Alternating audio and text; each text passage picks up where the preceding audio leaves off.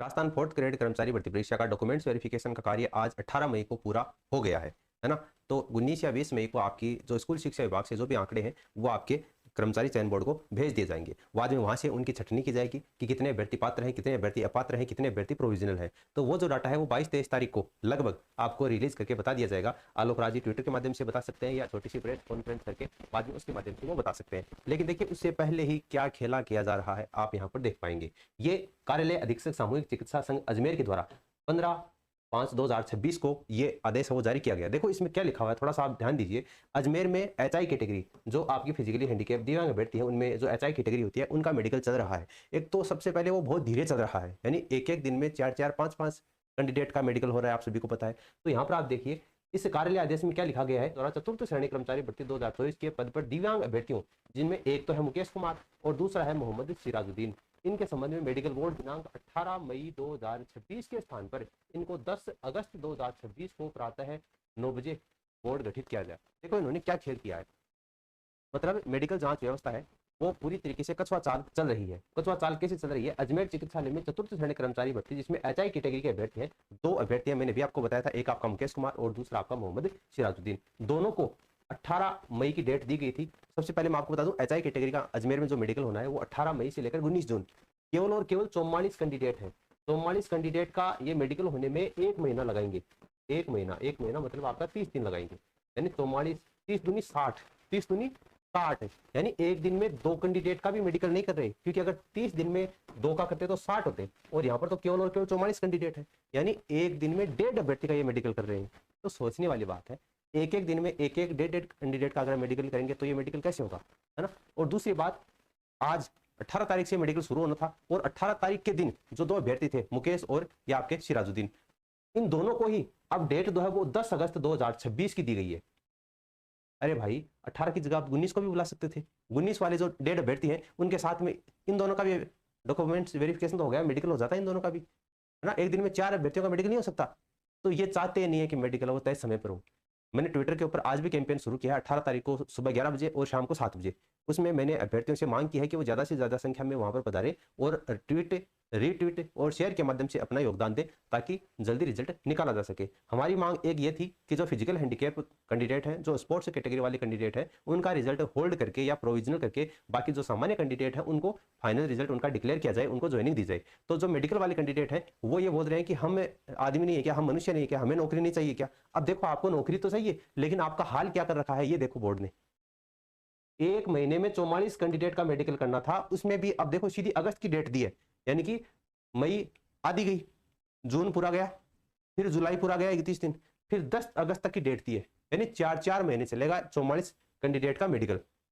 तो ये मेडिकल कैसे पूरा होगा अगर इस कछुआ चाल से ये मेडिकल चला, यही रफ्तार रही तो आपको महीनों नहीं बल्कि आपको कई वर्षों तक ये मेडिकल की प्रक्रिया चलने वाली है। ये तो अजमेर मंडल की बात है जिसमें कैंडिडेट कम है। आप जयपुर मंडल में आओगे ना तो कैंडिडेट बहुत ज्यादा है, क्योंकि जयपुर मंडल का तो आज पूरा हुआ है डॉक्यूमेंट्स वेरिफिकेशन का कार्य, तीसरे चरण का। तो उसमें आपका जो दिव्यांग अभ्यर्थी है उनकी संख्या भी बहुत ज्यादा है और उनकी अभी मेडिकल की डेट तो दी नहीं गई है। और आलोक राज महोदय क्या बोल रहे हैं कि नहीं नहीं हम प्रोविजनल वालों का रिजल्ट साथ में निकालेंगे सामान्य अभ्यर्थियों के साथ में। अरे आप मेडिकल वालों का, स्पोर्ट्स पर्सन वालों को इनको प्रोविजनल में डालोगे, फिर इनका प्रोविजनल क्लियर करोगे, फिर सामान्य अभ्यर्थियों के साथ में इनका रिजल्ट निकालोगे, तो ये रिजल्ट आपका महीनों में नहीं वर्षों में नहीं निकलेगा। यानी आप भजनलाल सरकार है, ये पूरी हो जाएगी अपने कार्यकाल में, तभी भी आप इनको ज्वाइनिंग नहीं दे पाओगे अगर मेडिकल की रफ्तार यही रही तो। और दूसरा तर्क वो क्या देते हैं कि नहीं हमें उन अभ्यर्थियों की भी चिंता करनी है जो अभ्यर्थी हैं उनकी सीट खराब हो जाती है, कोई छोड़ के चला जाता है, फिर कोई दूसरा अभ्यर्थी है वो उसकी सीट खा जाएगा। अरे भाई इतनी ही आपको ज्यादा परवाह है तो आप 1 साल वाला वेटिंग नियम लागू क्यों नहीं कर देते। कहाँ दिक्कत आ रही है आपको, कार्मिक विभाग से वो जो फाइल है वो मुख्यमंत्री महोदय के पास से पहुंच गई है, तो आपसे बातचीत तो होती रहती है ना। तो आप उनसे कहिए कि अभ्यर्थियों की डिमांड है, बाद में 1 साल वाला जो वेटिंग नियम है वो लागू हो जाएगा। तो 12 महीने के अंतर्गत जो भी मतलब अभ्यर्थी अपनी नौकरी छोड़ेगा तो तुरंत आपके पास में डॉक्यूमेंट्स वेरिफिकेशन करवाए हुए अभ्यर्थियों की लिस्ट है, तो उस लिस्ट में नाम देखिए कितने अभ्यर्थियों ने छोड़ी है, उसके बाद में तुरंत आप वेटिंग लिस्ट है वो निकाल सकते हैं। अभ्यर्थी बेरोजगारी बैठा है नौकरी पाने के लिए, वो तो कब से वेट कर रहा है, आपको पता नहीं है। एक अभ्यर्थी नौकरी लगता है तो कितने परिवारों में खुशी आती है, वो आपको क्या पता, आपको तो बैठे बैठे तनख्वाह मिल रही है, तो उसके बाद में अभ्यर्थी तुरंत ज्वाइन कर लेगा। तो अगर आपको रिजल्ट निकालना ही है ढंग से तो जो सामान्य कैंडिडेट है उनका रिजल्ट पहले निकाल दीजिए। वरना इन जो फिजिकली हैंडीकैप कैंडिडेट हैं, दिव्यांग अभ्यर्थी हैं, इनका मेडिकल करोगे और इनके मेडिकल के साथ में अगर आप सामान्य अभ्यर्थी जो कि 50,000 प्लस कैंडिडेट हैं उनका रिजल्ट इनके साथ में निकालोगे तो भैया वो तो बूढ़े हो जाएंगे। इसलिए ये तर्क देना आपका कदापि उचित नहीं है कि बच्चे है जो है दूसरे बच्चों की सीट है वो अन्य भर्ती वाले अभ्यर्थी हैं वो खा जाएंगे। आप वेटिंग वाला जो नियम है वो तुरंत इसी भर्ती में लागू कर दो। कुछ नहीं करना, आपको मुख्यमंत्री महोदय को केवल एक साइन करना है और वो जो फाइल है वो आपकी तुरंत लागू हो जाएगी। 1 साल वाला वेटिंग नियम है, एक नोटिफिकेशन आपको जारी करना है और वो नियम तुरंत लागू हो जाएगा। उसके बाद में सामान्य अभ्यर्थियों को ज्वाइनिंग दे दो।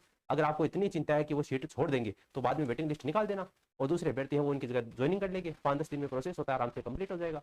तो आपको ज्वाइनिंग है वो देनी नहीं है। एक तरफ तो आलोक राज जी है वो सीट खराब होने का रोना रो रहे हैं, दूसरी तरफ में वो सीईटी के जो नियम है उसको बदले जा रहे हैं, उसमें नेगेटिव मार्किंग है वो लागू करती है। 1 साल की जगह 3 साल की वैधता वाला नियम है वो लागू कर दिया। चलो वो तो अच्छी बात है, लेकिन ये जो चतुर्थ श्रेणी वाले कैंडिडेट है 50,000 प्लस कैंडिडेट है, इनके बारे में भी आपको थोड़ा बहुत सोचना चाहिए। यहाँ पर देखिए हमने ट्विटर के ऊपर कैंपेन शुरू कर रखा है। सबसे पहले तो हमारा ये जो टेलीग्राम चैनल इसको आप ज्वाइन कर लेना। कोई भी अपडेट आता है तो सूचना आपको सबसे पहले यहाँ प्रोवाइड करवा दी जाती है। जैसे मैंने अभी इसमें भी कहा था कि 4th ग्रेड कर्मचारी भर्ती में अजमेर चिकित्सा बोर्ड के द्वारा कुछ पीएच कैंडिडेट को जांच और कुछ कितने केवल 2 कैंडिडेट हैं उनकी जांच के लिए अगस्त महीने तक की डेट दी गई है। तो ये सरासर गलत है। तो चतुर्थ श्रेणी से रिलेटेड कोई भी अपडेट आएगा तो वो सूचना आपको यहाँ पर प्रोवाइड करवा दी जाएगी।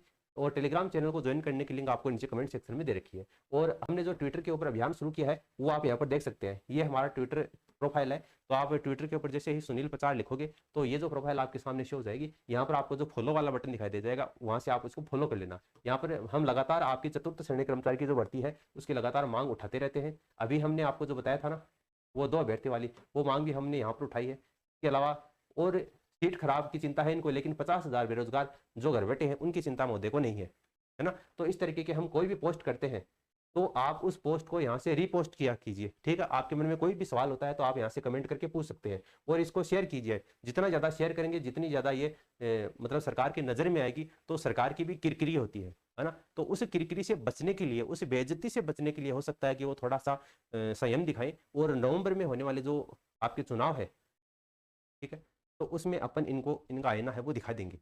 अगर नवंबर से पहले ज्वाइनिंग नहीं दी गई बच्चों को, 50,000 परिवारों के घरों में खुशियाँ नहीं आई, तो नवंबर में होने वाले जो चुनाव है उनमें इनको पता चल जाएगा कि आने वाले कार्यकाल में आपकी सरकार है वो आएगी या नहीं आएगी। क्योंकि नवंबर में आपके जो चुनाव होंगे उसमें जो वोटिंग होगी, कितने कैंडिडेट हैं चतुर्थ श्रेणी वाले? 50,000 कैंडिडेट हैं। तो 50,000 कैंडिडेट तो ये हैं जो कि सारे 18 प्लस हैं। उसके बाद में इनके घर वाले, है ना। तो आप ये तय मानो कि कम से कम 3 से 4 लाख 3 से 4 लाख वोट जो है वो सीधे इनसे प्रभावित होंगे और इनका जो कार्यकाल है वो डगमगा जाएगा। इनको पता चल जाएगा कि हमारा जो कार्यकाल है वो आने वाले चुनाव में बीजेपी की सरकार है वो नहीं बनने वाली है। इसलिए नवंबर से पहले इनको ज्वाइनिंग देनी पड़ेगी। इसलिए हम लगातार मांग उठाते हैं ये ट्विटर के ऊपर, ठीक है। बाकी इससे रिलेटेड अगर कोई भी अपडेट आता है तो मैं ट्विटर के ऊपर या हमारे टेलीग्राम चैनल के ऊपर आपको सूचना प्रोवाइड करवा दूंगा। मिलते हैं नेक्स्ट वीडियो में। धन्यवाद।